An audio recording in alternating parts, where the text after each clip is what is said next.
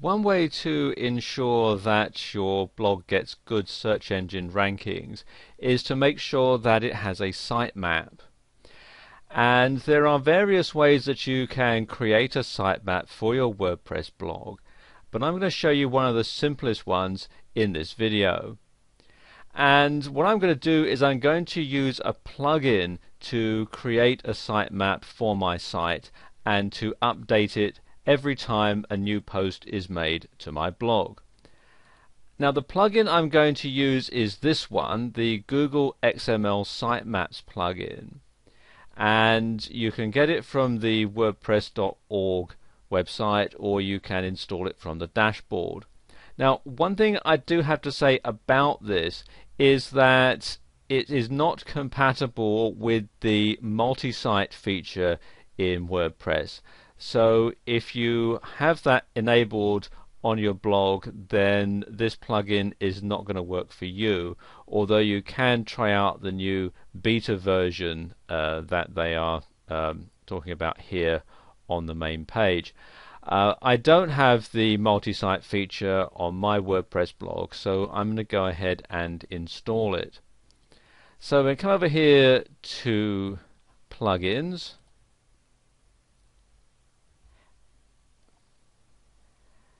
and click here where it says add new.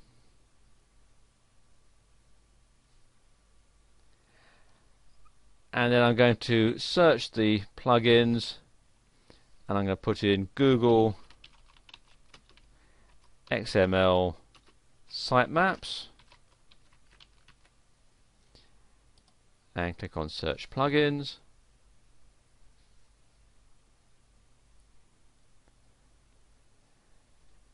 And this is the one that we want. And at the time that I'm recording this video, it's version 3.2.6. And click here on install now. And click on OK. And there we go, it's installed. So I'm going to click here to activate the plugin. And there we go, plugin is activated.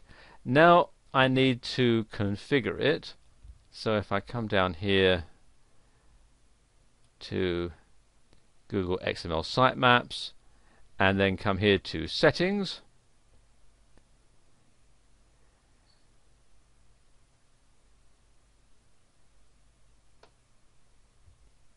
you can actually just leave it all at the default settings if you wish, but you can also customize it as well. We're going to leave it here, write a normal XML file, which is your file name, and this is very important, so leave that checked. And you can also write a gzipped file as well. You will want to make sure that your sitemap is rebuilt if you change the content of your blog. You can enable this one here, manual sitemap building via GET request. Personally, I would leave that one blank. Now, update notifications, obviously you want it to notify Google about updates for your blog, and likewise Bing, Ask.com. And you also want to add a sitemap URL to the virtual robots.txt file, and this is actually very important. In some of the advanced options here, when you're just starting out, if it's a new blog, you don't really want to limit the number of posts in the sitemap. Newer posts will be included first. If you've got a blog that's been established for a while and you've got 300 or 400 posts on it, then you really don't need to have that indexed every single page, because some of the older posts aren't really going to be relevant. So you can insert a number of posts in there if you wish. Exactly how many is something you really want to simply use trial and error to find out. You certainly want to have it build the sitemap as a background process, and this is very helpful because otherwise you're going to have to wait while it builds the sitemap every time you save a post. So that can be a bit annoying. So if you have it build it in the background, then things will work a lot quicker. and you can see all these other pages here, which for the purposes of the demonstration I'm just going to leave at the default settings.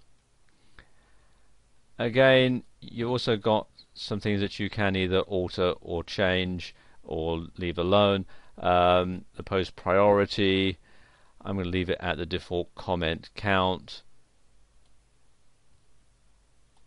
and automatic detection of the sitemap.xml file, I'm going to leave that at the default settings as well. In your sitemap content, again, you want to include your home page obviously and the posts. If you have categories, then you want to include those, and if you have authors that post regularly on your blog, you might want to include those pages as well. And include the last modification time, certainly.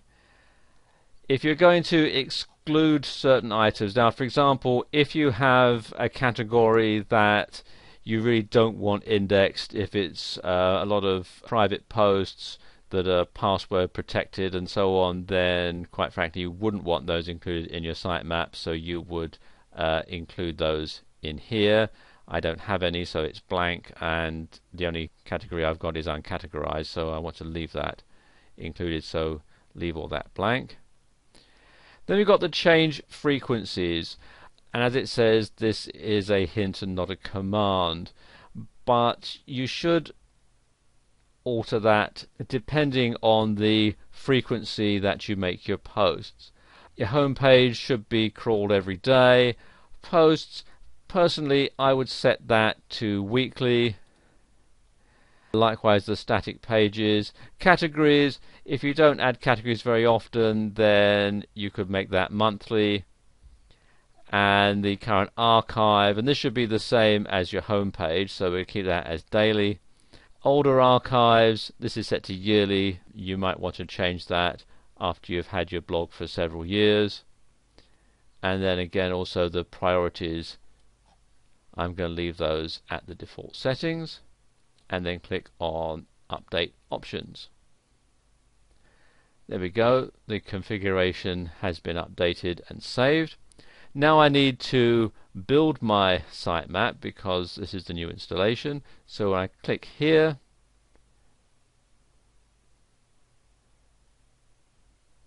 there we go, it's now built the sitemap. And it's telling me the date, this is the date that I'm recording this video, and when everything was done.